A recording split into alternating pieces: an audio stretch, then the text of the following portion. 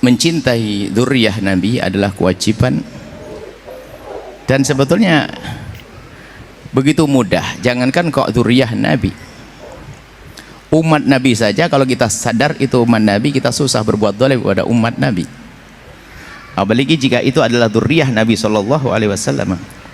Ada masalah dzurriyyah Nabi, dikatakan al-mu'minuna musaddaquna bi ansabihim. Ulama mengatakan sekelompok orang itu kalau sudah mengatakan nasabnya kepada orang tuanya dipercaya. Anda jangan suka ngutak-ngatik siapapun, apalagi ini kisah nasab masa lalu. Ini adalah akhlak adabnya, itu adalah seperti itu. Jadi apa, kalau kita mencari celah, oh mungkin begini, mungkin begini, ini bahaya sekali. Bahkan dikatakan para imam mengatakan kalau ada sekelompok orang Anda mendengar, mengetahui dari keluarganya mengatakan bahasanya dia punya nasab pada Rasulullah, cukup Anda percayai, selesai. Dan itu tidak harus sampai derajat 100%, karena 100% itu gimana sih mempercayai nasab 100%? Kecuali Anda lihat waktu hubungan suami istrinya, waktu kelahirannya. Semua orang kalau bicara tentang mungkin, naudzubillah, itu bahaya sekali. Mungkin dia istrinya keluar sama laki-laki lain, mungkin naudzubillah, bahaya orang utaati nasab itu. Ini secara umum segala nasab. Kalau satu kelompok yang menisbatkan bahasanya dia punya nasab kepada orang tertentu, Anda tidak berhak untuk otak-atik. Ini siapapun nasab ke siapapun, apalagi kepada baginda Nabi sallallahu alaihi wasallam. Kalau sudah nasab di atas, gak ada istilahnya 100%, makna 100%. Apa sih makna 100%? Musaddaqun, dipercaya. Saya ini sebuah keluarga mengatakan saya punya nasab kepada Sayyidina Abu Bakar Siddiq. Alhamdulillah. Saya punya Rasulullah. Oke. Sampai di sini. Adapun terjadinya perdebatan, wallah alam, saya tidak ingin masuk ke dalamnya, sebab karena namanya berdebatan itu biasanya yang tulus-tulus, yang nggak tulus, wallah alam, saya tidak ikut ke sana. Yang jelas kami ini rambu-rambu, ini dimanapun, kalau Anda pergi ke negeri manapun, jika ada sekelompok atau keluarga yang sudah masyhur di tempat tersebut lalu mengatakan saya punya nasab kepada sana, musaddaquna bi ansabi, cukup sampai di situ. Ini ilmunya. Adapun masalah urusan-urusan menentukan menetapkan nasab dengan selain daripada ini namanya istifadhah. Di kampung itu sudah didengar ini nasabnya ke sana, selesai. Ada masalah yang lain-lainnya, Anda tidak suka masalah qiyafah, masalah DNA dan sebagainya. Itu bisa saja digunakan, tapi dalam keadaan tertentu. Ada pada zaman dulu namanya qiyafah.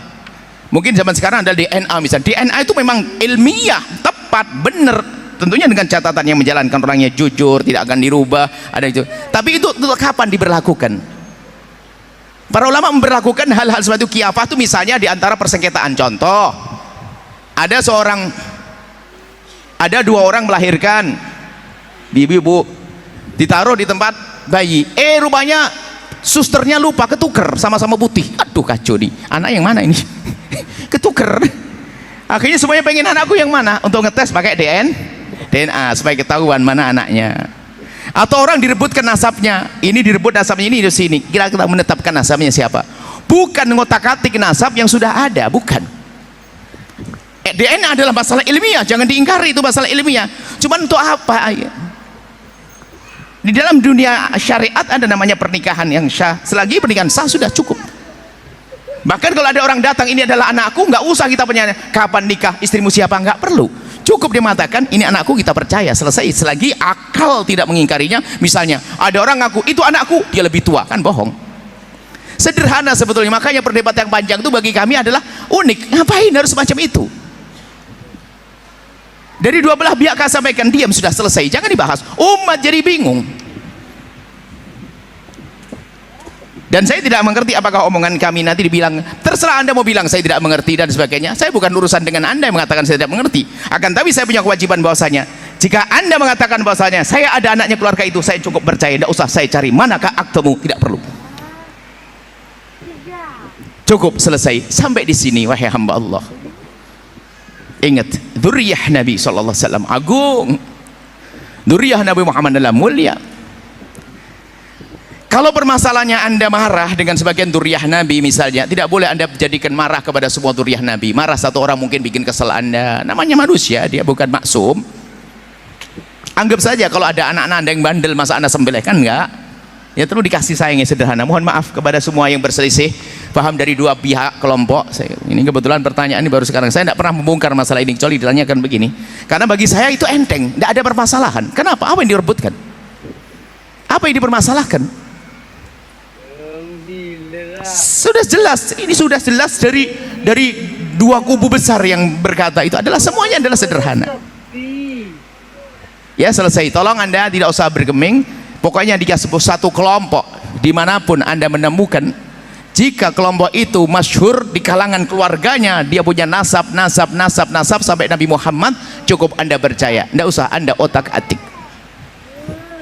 Selesai sampai di sini saja. Setelah itu Anda akan tentram hati Anda, dan semoga Allah mengampuni semuanya, mengangkat derajat semuanya. Dan harapan kami kepada dua kubu yang berselisih ini, segera tenang, jangan dilanjutkan seperti itu. Ingat, umat Nabi Muhammad, kita punya kewajiban besar, yaitu menanamkan kecintaan kepada Rasulullah SAW. Ingat, dua orang memang tidak benar semuanya. Yang satu apa?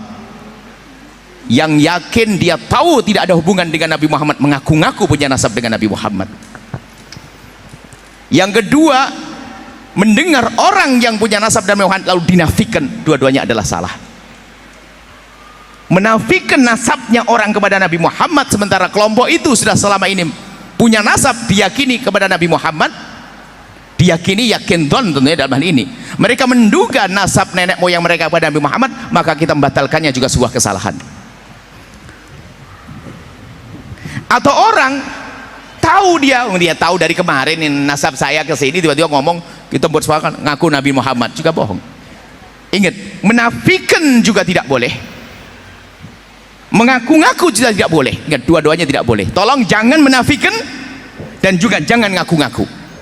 Urusan mengaku-ngaku cukup keluarga tadi mengatakan selesai. Sudahlah, jangan ribut, hei hamba Allah. Anda malu. Kalau Anda bicara tentang DNA ilmu kafiyah, itu ada ilmunya sendiri, pemahaman. Anda baca. Alhamdulillah saya punya catatan panjang tentang ini, dan tentang masalah kiyafah, kok kafiyah, kiyafah. Qiyafah itu adalah satu ilmu di dalam dunia agama. Qiyafah, al-qafiyah, al-qiyafah itu adalah, jadi ada satu orang bisa memahami kalau ini anaknya ini, bisa menduga dari bentuk-bentuk tertentu. Oh ini anaknya ini, kakinya ini, namanya ilmu qiyafah.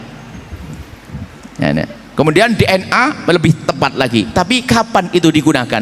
Bukan Anda yang sudah tahu bapaknya ini langsung, Pak ini kayaknya saya ragu ente anaknya bapak ini, coba saya ke DNA. Oh ini kurang ajar namanya.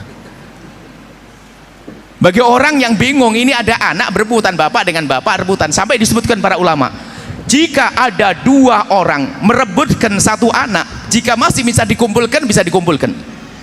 Gambaran fikihnya luas. Contohnya gimana? Satu orang mengakui itu anakku ngaku ya, bukan menafikan. Yang satu orang itu mengaku itu anakku, kalau bisa dikumpulkan, dikumpulkan. Bagaimana dikumpulkan? Yang satu seorang bapak mengatakan itu anakku, yang satu seorang ibu mengatakan itu anakku, langsung katakan, oh mungkin dulu pernah nikah. Selesai.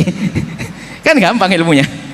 Kalau ini bapak ngaku anaknya, baru nanti qiyafah itu diterapkan.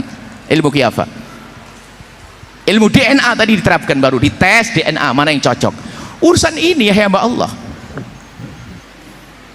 Jadi tolonglah ya, jangan, masya Allah, saya sedih. Makanya kami tidak terlalu masuk dalam hal ini. Menafikan nasab yang selama ini diduga adalah benar adalah juga berbahaya. Mengaku-ngaku nggak punya nasab, ngaku-ngaku nasab, maka adalah juga dosa sama-sama. Ayo, tolong yang pernah ngaku-ngaku nasab sementara tidak punya nasab, Anda sadar? Lah kalau dia, saya selama dari bapak moyang saya mengakunya kok. Lah ini seperti yang diributkan. Ya sudah, kenapa kita menafikannya? Ada sebuah keluarga mengatakan saya punya nasab, Anda jangan menafikan. Coba indah, jika ilmu ini dipakai, percayalah nggak akan ada keributan selama ini. Ilmu ini kalau dipakai, tidak ada dua keributan kubu-kubu ini. Setelah hamba Allah, ilmu itu jelas. Nggak perlu menimpakan nasabah dan saya. Nasabah itu menulis nasab bukan dalam hal-hal semacam ini. Nasabah sesuai dengan kemampuan mereka menjangkau tentang siapa tokoh-tokoh yang bisa ditulis dan seterusnya. Tapi dalam hal menentukan nasab sudah sangat sederhana. Semua orang dipercaya tentang nasabnya yang selama ini diakuinya. Selesai. Jangan, mohon maaf dah. Adapun permasalahan ada kelompok ahli bait yang dinafikan di sebuah negara, pernah ada gunjang ganjing ada, tapi selesai gunjang ganjing ada selesai. Yang perlu kami hadirkan di sini, hei hamba Allah ini penutup, tolong panjang saya jawabnya. Sudahlah, berhentilah Anda merebutkan itu semuanya. Merebutkan selagi sebuah keluarga mengatakan dirinya keluarga besar, bukan 1-2 orang. 1-2 orang bisa diragukan. Ini keluarga banyak di sini nih. Mengatakan bahwasanya dia punya nasab kepada baginda Nabi, sudah selesai. Anda prasangka baik kepada ini semuanya, kemudian damai setelah itu. Indah. Wallahu a'lam bissawab.